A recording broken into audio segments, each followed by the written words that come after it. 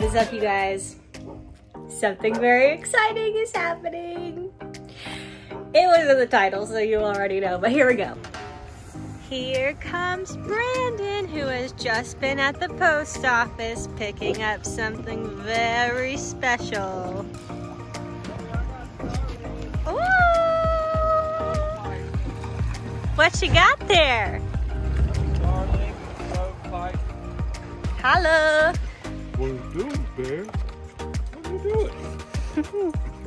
No, you missed. Even Bear is excited. Ooh.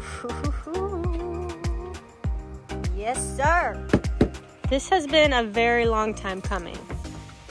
2 years. 2 years. We've been on the list.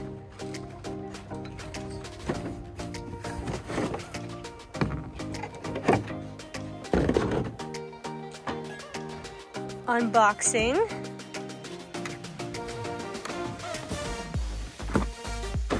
It's so beautiful.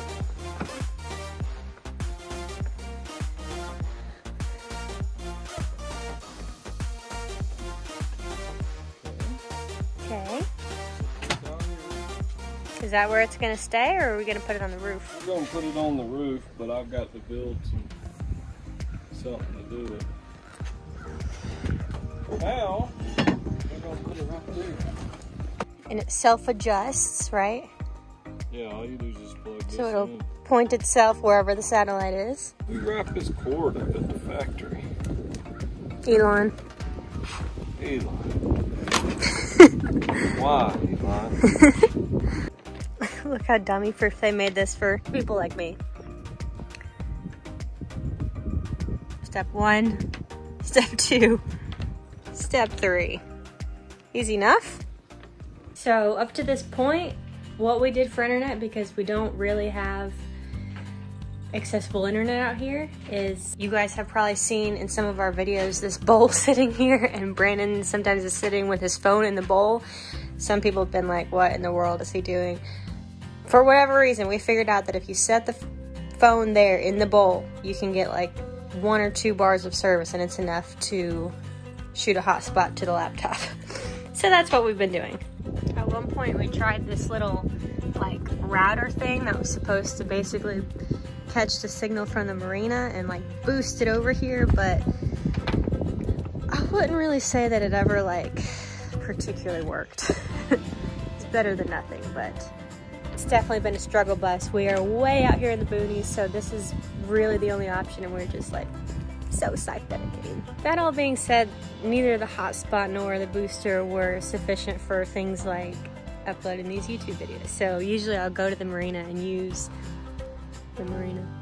and use their Wi-Fi for that, which for reference runs on about 1.5, 1.6? 1.9 megabytes per second. And for comparison, what should the Starlink be? About 150 to 200. Wait, really?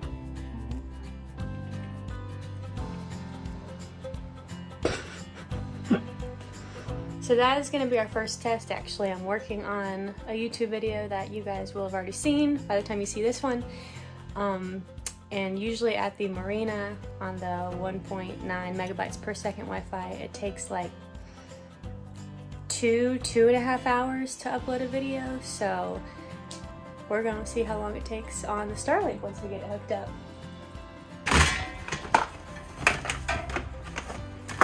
There's the little plug. Wait, how does that go? Oh, that goes into the router. Yeah. Step 2. Easy enough? 2 plugs. Okay. Okay. It is booting up. Okay, it has now self-adjusted upward. Most of our neighbors have Starlink as well by now, but they all have the RV, right? I think all of them do. And it seems to work really well for them. And we were really toying around with the idea of getting the RV but since we've been on the list for residential so long and it's a little bit cheaper on a month-to-month basis, we really wanted to hold out for it. And it's a little bit better, you know, if you get a lot of people. Not that we exactly have a lot of people out here. It worked. 6.1 upload, 68 Mbps, megabytes per second. We were working on about 1 to 1.3. All right, let's see how the upload goes. Getting started. It's 4:41.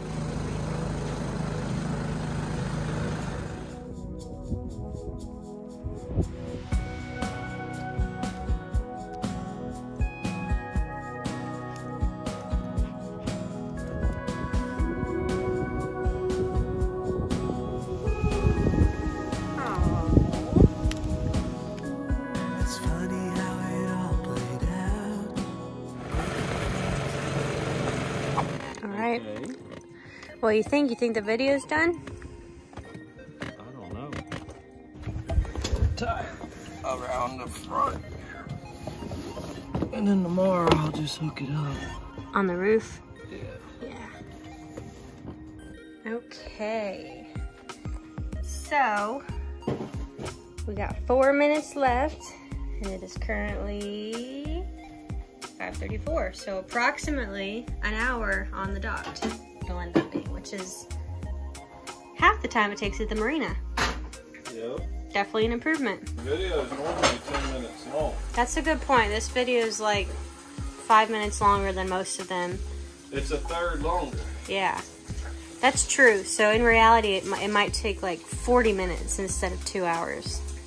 Not many services on the internet nowadays say, yeah, we're going to get better and better out here. Everybody that's out in Fontana Dam is only getting worse and worse, and they're not putting any money back into it. When Mr. Musk gets his stuff going, he'll put every one of them out of business. But sadly enough, the people that can't afford $110 a month will wind up keeping the bad stuff. But the bad stuff will be so obsolete, they won't make enough money, they'll have to go down. Yeah, but I would imagine over time, they'll get the scaling down and it won't be quite so expensive. That's what I would think. The only downside I see so far, besides it being expensive, is this little buzzing noise. It's from our inverter. It's our inverter's making it buzz. Yeah, that's probably not something you would hear if you were like in a regular house, but I don't know if you can hear it on the video. But yeah, it's making like a low buzzing noise that I can totally get over. But there is that. One thing that we talk about a lot with our very poor Wi-Fi connection in the past is how it takes so long to do such simple things that we wind up spending like so much of our lives just like sitting there staring at a screen waiting for it to load when we could be out living. So although we're really excited and we're like looking at screens right now because we're like, things work. I think the thing that we've been most excited about with getting Starlink is actually like being able to get off of our devices because we've finished whatever it is that we're doing, you know, uploading a YouTube video or trying to load a Facebook post we're tagged in, or, you know, sharing something with our family or whatever. Doing it, getting it done, and then moving on with real life. That is the benefit to me of high-speed internet. I just went 15 minutes into a video and it didn't even buffer for an hour. It just started playing. I didn't even have to hit the play button. You don't even have your phone in the bowl. It's very cool. Whoa. Downloaded so fast. I'm gonna watch a movie tonight. It just started playing. Like, for us, this is a big deal. This is a big deal.